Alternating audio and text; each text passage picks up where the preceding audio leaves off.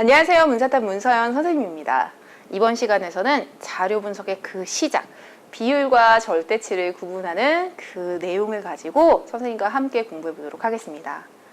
물론 선생님의 이 내용의 흐름상으로는 실제 이거는 기본 단계에 해당합니다. 이것만 가지고 문제를 풀 수는 없죠. 만약에 비율 파트나 기타 등등을 전부 다 확실히 알고 있어요. 그러면 이 영상은 실제로 필요하지는 않습니다. 분모분의 분자를 설정하는 방법, 그 다음 기준값 대비 비교값이 무엇을 의미하는지가 명확하게 개념으로 잡혀 있다면 굳이 이 영상을 보지 않으셔도 됩니다. 하지만 맨날 헷갈려. 선생님, 전체 대비 한분모의 가구 비율이라는데 그게 뭐예요? 분모가 뭐예요? 분자가 뭐예요? 조금이라도 헷갈리면 선생님과 함께 이 영상을 통해 완벽하게 정리해보는 시간 갖도록 하겠습니다. 선생님이 절대치와 비율 가지고 왔습니다. 표분석 교재의 4페이지에 해당하는 부분입니다. 하지만 4페이지 선생님 교재 보면 알겠지만 변화율은 여기서 빠져 있습니다. 왜냐면 이의 수업의 흐름상 변화율을 함께 하는 것보다는 변화율을 선생님과 함께 비율, 절대치를 다 보고 변화율을 보는 게 훨씬 더 좋기 때문에 변화율은 나중에 다른 영상을 통해 학생들과 공부하는 시간 갖도록 하겠습니다. 이번 영상은 절대치와 비율입니다. 자, 이제 시작해 볼까요? 절대치, 실제 뭘까요? 절대적인 수치입니다. 누가 봐도 항상 똑같은, 나는 50kg이 나가, 나는 30kg 나가는데, 뭐 꼬맹이들 같은 경우는 30kg 나가지 않겠어요? 그죠? 나의 용돈은 10만 원이야. 나의 용돈은 5만 원이야. 이럴 수 있겠죠? 선생님이 쉽게 설명하기 위해서 가장 근접한 생활 속에서의 내용으로 뭐 몸무게나 용돈을 이야기했지만 인구수, 금액, 무게, 기타 등등이 바로 절대치입니다. 절대치는 심플합니다. 당연히 50kg가 30kg보다 크고 당연히 10만 원이 5만 원보다 크고, 중요한 건 이게 비율과 섞이면서 자꾸 학생들에게 비율이게 절대치게, 야 비율 보고 절대치 알 수 있어 없어? 라고 물어봅니다. 그러면 비율이 무엇이냐? 그 4페이지 내용을 간단하게 이렇게만 적어놨는데 선생님이 왜냐면 이 영상을 통해 그 옆에다 적어놨으면 하는 게 선생님 생각입니다. 먼저 비율이라는 건 뭐냐면 바로 기준분의 비교값입니다. 100%는 항상 따라붙기 때문에 선생님이 잠깐 정리를 할 때에는 얘를 빼도록 하겠습니다.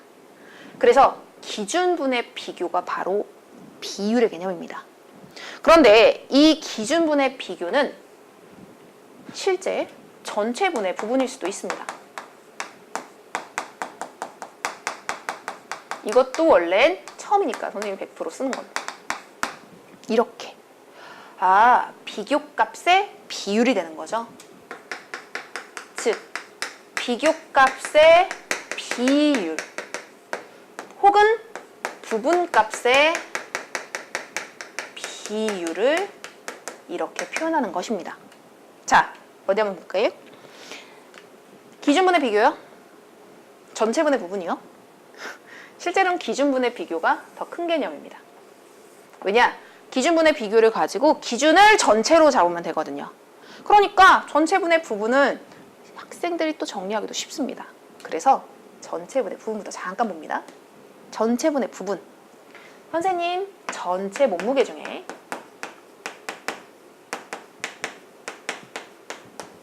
체지방량 곱하기 100이 바로 우리가 이야기하는 체지방률입니다. 선생님이 체지방률을 이야기하는 이유가 있습니다. 왜냐면 애기들 딱 가르치면 맨 처음에 막 소금의 농도, 그 다음에 뭐 단백질 비율 이런 건 조금 헷갈리는데 체지방률은 엄청 잘 알기 때문입니다. 조금이라도 헷갈리면 전체분의 부분 체지방률 이렇게 생각하고 한번 상기시키면 다시 그 개념이 떠오를 테니까 전체 몸무게 중에 체지방이 바로 체지방률이구나. 전체 몸무게, 예를 들어 봅니다. 여기 어떤 사람이 있어요. 선생님의 남편이라고 쳐보자. 선생님 맨날 남편이 얘기하거든요. 계산하기가 편해서. 선생님의 남편의 몸무게는 100kg입니다. 거짓말입니다. 조금 더 나갑니다. 뭐 어쨌든 계산하기 쉽게 뒷자리는 완전 버림하고 전체 몸무게 100 중에 체지방이 이만큼을 차지한대. 몇 킬로인데요? 30kg래. 너무 많다. 뭐 그런데 대충 30kg라고 치면 이렇다라고 하면 곱하기 100 해서 체지방률은 30%가 됩니다. 선생님 너무 쉬운 거 아니에요? 선생님의 표 분석의 시작은 가장 쉬운 내용부터 학생들을 끌고 옵니다.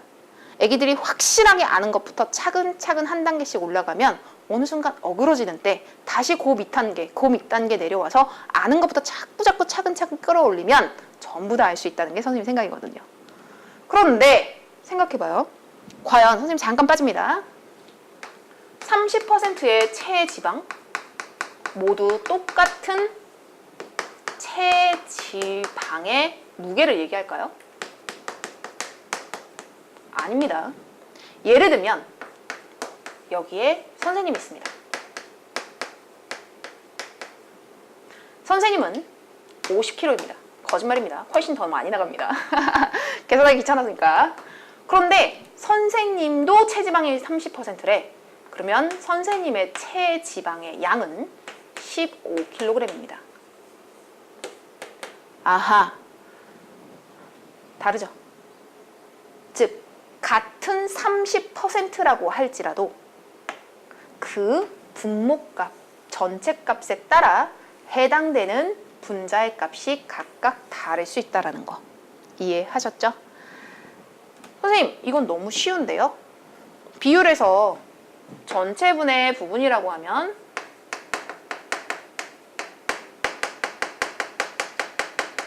부분의 비율을 묻는 문제이고 그 부분의 비율, 체지방률, 도시화율, 전체분에 해당. 너무 쉬워요. 쉽습니다. 생각보다 학생들은 얘를 어려워합니다. 예를 들어봅니다. 남편 대비 여기 한 아동이 있어요. 이 아동은 30kg짜리 아이입니다. 남편 대비 아동의 체중의 비율은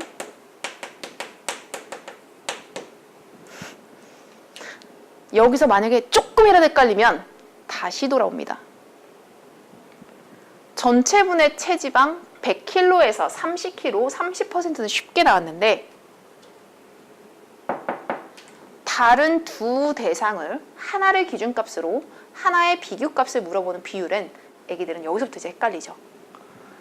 잘 생각해봐요. 남편 대비 아동은 가볍습니다. 선생님 남편 100kg니까. 거짓말, 조금 더 나가. 하지만 100kg라고. 100kg니까 남편 대비 아동은 가볍습니다. 즉, 기준값 남편이 분모값으로 들어갑니다. 그리고 비교값 아동이 분자값으로 들어갑니다. 그리고 곱하기 100하여 30%가 나옵니다. 이 두 개가 자유자재로 움직일 때 표 분석이 쉬워집니다. 아하, 기준분의 비교구나. 그 기준값을 전체로 잡을 수도 있지만 지금 이 문쌤님의 남편의 몸무게 대비 아동의 몸무게처럼 다른 대상을 하나를 기준값으로 하나를 비교값으로 정해도 비율이 나올 수 있구나라는 게 머릿속에 있어야 됩니다. 조금 지저분하지만 이 개념 선생님이 거기에 노트에 이렇게 적을 수 있게 공간이 엄청 많아요. 근데 선생님의 노트 정리보다 학생들이 훨씬 더 잘하더라고요. 선생님이 오프라인에서도 현장 강의할 때도 학생들에게 쓰라고 하면 훨씬 더 잘 쓰더라고요. 그러니 이거 정리하는 시간 잠깐 스탑하고 그 노트에 정리하는 시간 갖도록 하겠습니다. 따란! 정리 끝났겠죠? 왜냐면 어제 스탑하고 하면 되니까. 자, 이제 선생님이 이제 여기서 하나 더 학생들에게 정리를 부탁할 내용이 하나 있습니다. 지금 내용 보면 알겠지만 절대치는 그 자체로 물어봤을 때 전혀 어렵지 않아요. 다만 절대치와 비율이 함께 섞여서 나올 때 어렵습니다. 그러니 비율을 잘 설정하는 것이 이 자료 분석 표 분석의 시작입니다. 비율 다시 정리해 볼까요? 전체분의 부분일 수도 있지만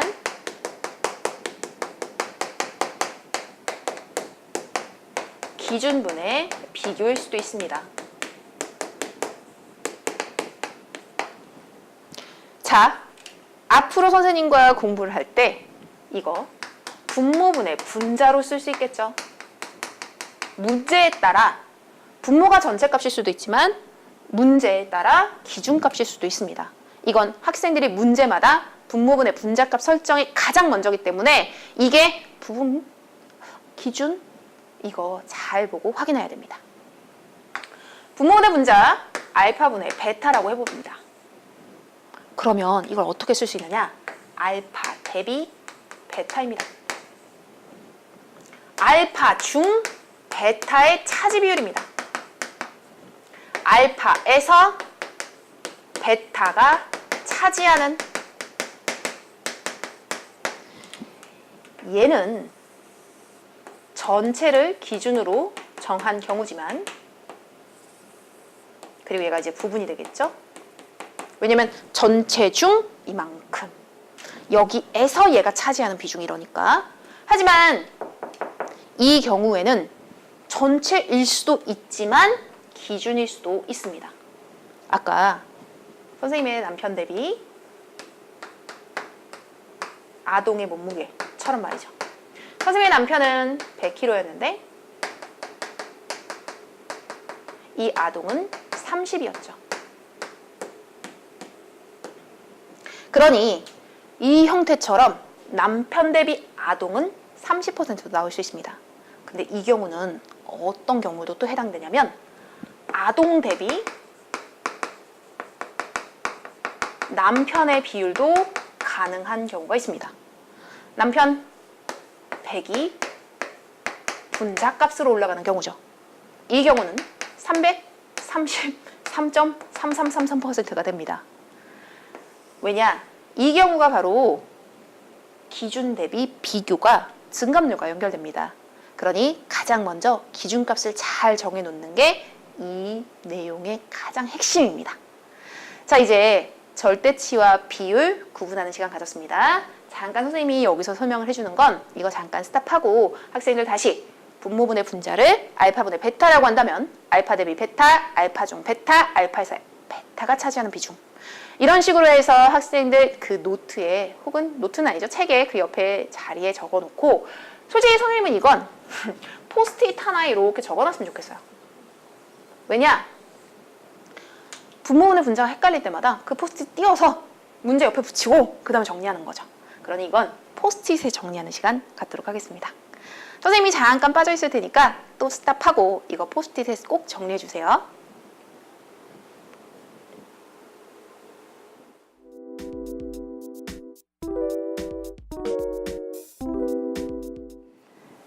자, 이제 실제 수치를 통해서 이러한 비율과 절대치의 이러한 관계에 대해서 알아보는 시간 갖도록 하겠습니다. 선생님 교재 5페이지에 해당하는 그 문제 이 영상 보기 전에 한번 OX 꼭 풀어봤으면 하는 게 선생님 바람입니다. 그리고 이 형태의 문제들 같은 경우에 이제 내용으로 무엇을 물어보냐면 비율을 줍니다. 절대치를 주는 경우는 거의 없어요. 비율을 주고 야, 너 이 비율 받아들었는데 누가 더 큰지 알 수 있어? 얼마나 더 큰지도 알아? 이렇게 물어보죠. 그러니 비율을 통해서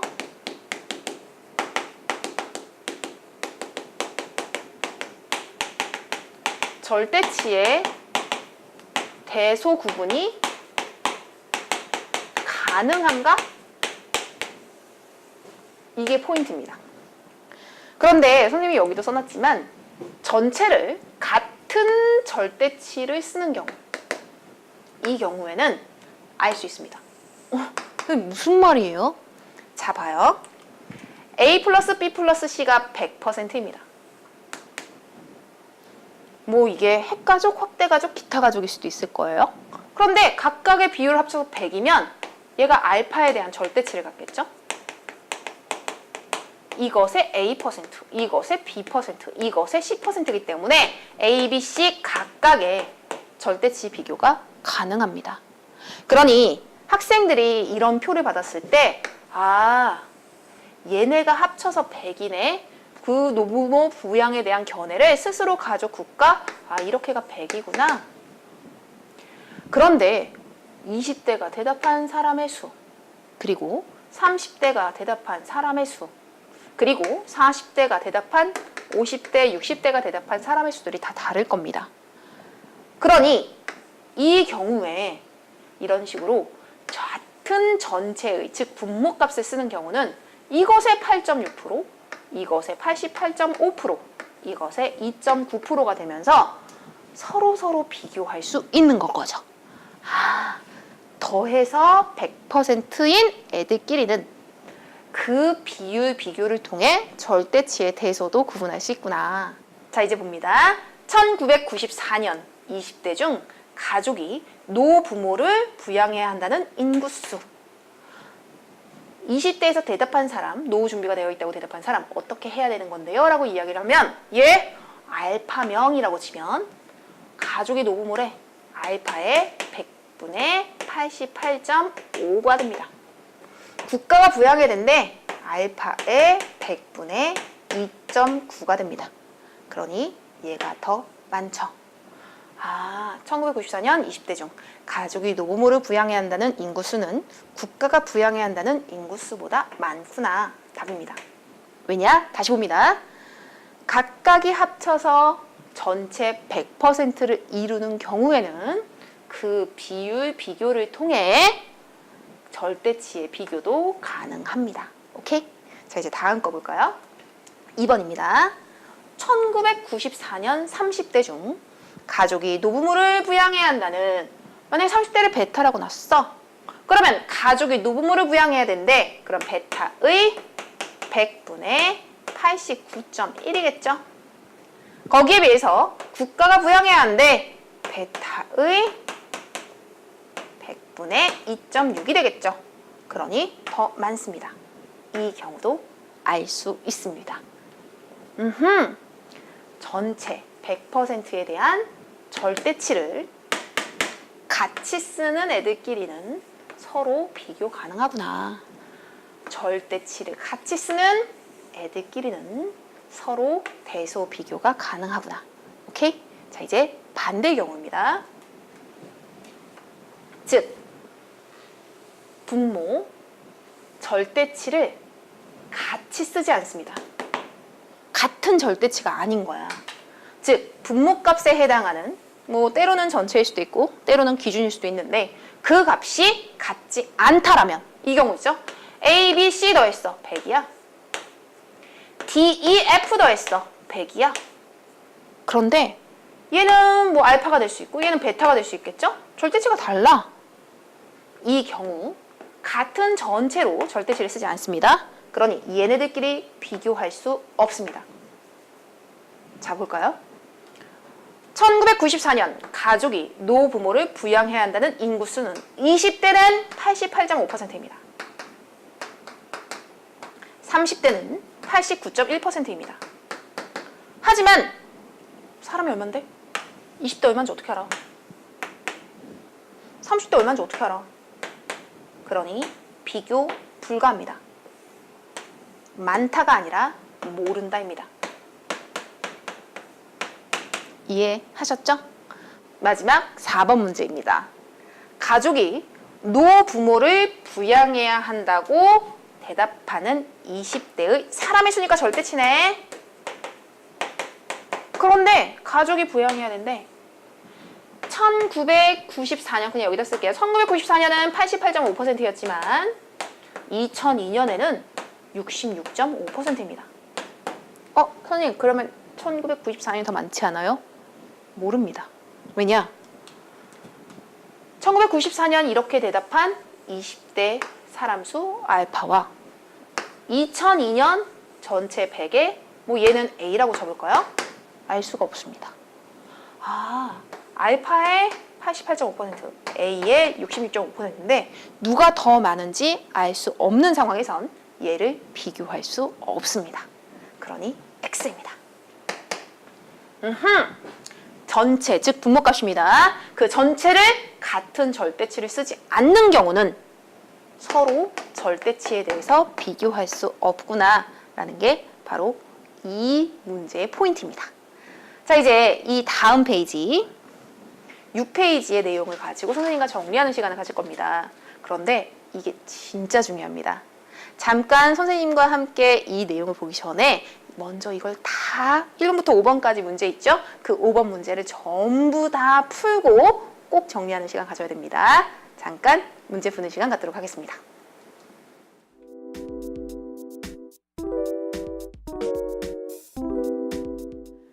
페이지 6페이지에 있는 비율과 절대치, 과연 비율을 통해서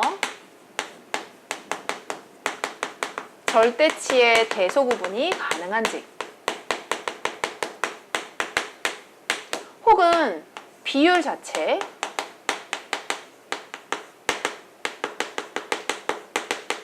가능한지를 보는 내용입니다. 어디 한번 볼까요? 1번입니다. 2000년 고졸 이하의 학력을 가진 사람들 중 사생활 침해가 늘어났다에 그렇지 않다라고 답한 비율은 16.5%이다. 선생님, 2000년에요. 지금 여기 이렇게 보니까 중졸, 고졸 이렇게 두 개 합치면요. 띠링. 얘 16.5네요. 그래서 5예요. 미워할 겁니다. 안 됩니다. 아까 전체, 즉 뭐냐면 얘네들은 이렇게 쓸 수가 없습니다.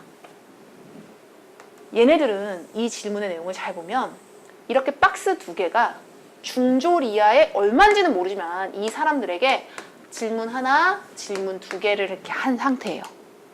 마찬가지로 고졸 이하의 사람 얼마인지는 모르지만 이 사람에게 이런 질문 하나, 그리고 이런 질문 하나를 한 케이스입니다. 마찬가지로 대졸 이상 얼마인지 모르지만 얘네들에게 이런 질문 하나, 이런 질문 하나, 두 개의 질문을 한 상태입니다. 합 100이 되는 애들끼리는 대소 구분도 가능하고, 왜냐면 절대치 바로 계산할 수 있으니까. 그런 얘네들도 더할 수 있지만 이렇게는 못 더합니다. 즉 그렇지 않다에 얘는 8.8%의 알파 값이고 얘는 7.7%의 베타 값이기 때문에 이거 둘을 더할 수가 없어. 이거 어떤 느낌이냐면, 선생님 7x 더하기 8y는요 15x요? 이게 말이 돼? 안 되지. 그러니 얘네들 더할 수 없습니다. 그러니 답한 비율은 x입니다. 이해하셨죠? 자, 이제 두 번째 문제입니다. 2007년 대졸 이상에서 2007년 대졸 찾아가 보자. 여기다. 이제 생활이 편리해졌다의 질문에 그렇다라고 대답한 사람, 그리고 사생활 침해가 늘어났다에 그렇다라고 대답한 사람, 사람의 수 어디 볼까요? 만약에 이걸, 얘는 숫자 다 다릅니다. 이때 알파라고 해서 중졸 이하가 똑같지 않기 때문에 얘 알파 프라임이라고 놓고, 그리고 얘 베타 프라임이라고 놓고, 얘 감마 프라임이라고 넣어봅니다. 그렇다라고 하면 얘는 82.8%의 감마 프라임, 얘 같은 경우는 67.3%의 감마 프라임. 오, 절대치 같이 쓰네. 그러니 얘 분모값이 같이 쓰는 경우엔 그 비율이 큰 쪽이 당연히 그 절대치도 클 수밖에 없습니다. 그러니 2007년 대졸 이상에서 얘 생활이 편리해졌다의 질문에 그렇다라고 대답한 사람이 사생활 침해가 늘어났다에 그렇다라고 대답한 사람보다 많습니다. 띵동. 자, 이제 3번입니다. 2007년 대졸 이상의 학력자에서 두 질문에 모르겠다라고 대답한 비율은, 선생님 2007년 모르겠다, 얘 2.1%요. 얘 4.4%니까 얘 절대치 같이 쓰잖아요. 그리고 얘 절대치 같이 쓰잖아요. 그럼 둘이 더하면 6.5 맞네요. 미워할 겁니다. 땡! 왜요? 절대치 같이 쓰면 더할 수 있다면서요. 근데 지금 이 형태를 보면 여기가 절대치를 같이 쓰는 합이 100인 사람들입니다. 여기가 따로 두 번째 질문이죠. 만약에 100명이라고 그냥 계산상 100명이라고 하고 여기가 이제 2%라고 대충 하면 여기 2명이야. 여기 4명이야. 6명이 아니야. 왜냐? 이 2명이 전부 다 여기 4명에도 들어갈 수 있습니다. 2번 질문한 케이스이기 때문에. 그러니 더 할 수 없습니다. 두 질문에 모르겠다라고 대답한 비율 모릅니다. 오케이? 그러니 얘는 6.5% 안 됩니다. 물론 배타적이어서 여기에 얘 이렇게 모르겠다라고 대답한 사람이 여기에 모르겠다라고 대답한 사람이 하나도 섞이지 않으면 더 할 수는 있어요. 근데 그 경우는 지금 여기서 전혀 정보가 없기 때문에 우리는 6.5%라고 말할 수 없습니다. 오케이? 자, 이제 네 번째입니다. 2007년 대졸이상에서 인터넷으로 인해서 생활이 편리해졌다에 그렇지 않다 또는 모르겠다. 그렇지 않다 또는 모르겠다. 여기는 전체에서 합이 100인 애들끼리이고 그러니 여기에서 3.7% 여기에서 2.1%이기 때문에 더 할 수 있습니다. 그러니 얘는 5.8% 5입니다. 자, 이제 마지막 문제입니다. 2007년 대졸 이상의 학력 수준에 해당하는 국민 중에서 사생활 침해가 늘어났다라고 여기에 그렇지 않다라고 응답한 비율입니다. 그렇다면 얘 국민 중에서 10% 미만이다? 선생님 9.8. 이거 너무 쉽네요. 아닙니다. 선생님 이상한데요? 이건 진짜 완전히 O라고 생각했는데 왜 X예요? 이건 실제 2009년도 수능 문제였습니다. 그래서 학생들을 정말 많이 틀리게 한 선지였습니다. 그래서 이 선지에 다 O라고 대답하면서 결국 이 해당하는 문제는 정답률 4%짜리 최악의 문제로 기록됩니다. X입니다. 왜요, 선생님? 이해가 안 되는데요? 여기 보면 A국의 인터넷 이용자를 대상으로입니다. 국민이 해당되지 않습니다. 너무 충격적이죠? 왜냐면 이 형태 선생님이 다시 얘기하지만 가장 뭐랄까 애기들이 현혹하는 그래서 선생님이 이 영상 전에 제발 함정에 낚이지 말라고 제발 낚시에 걸리지 말라고 영상 하나 찍어놨습니다. 뭐 핵가족을 보고 무조건 2세대로 가지 말고 2세대만 보고 핵가족으로 가지 말고 이런 것뿐만이 아니라 청소년 여론과 고등학생 여론이 같지 않은 개념처럼 국민과 인터넷 이용자는 다릅니다. 선생님의 엄마 김 여사님은 인터넷을 쓰지 않습니다. 하지만 국민이죠. 여기서 심화의 내용 하나 더 있습니다. 여기서 이제 학생들이 묻습니다. 선생님, 저는요 국민 중에서 선생님의 어머님처럼 김 여사님 혹은 뭐 이 여사님 기타 등등 이렇게 인터넷 안 쓰는 사람이 있어요. 근데 인터넷 이용자가 이만큼이잖아요. 그러면 그 중에 9.8은 이 전체의 9.8보다 당연히 작을 수밖에 없는 거 아니에요? 라는 질문도 할 수 있습니다.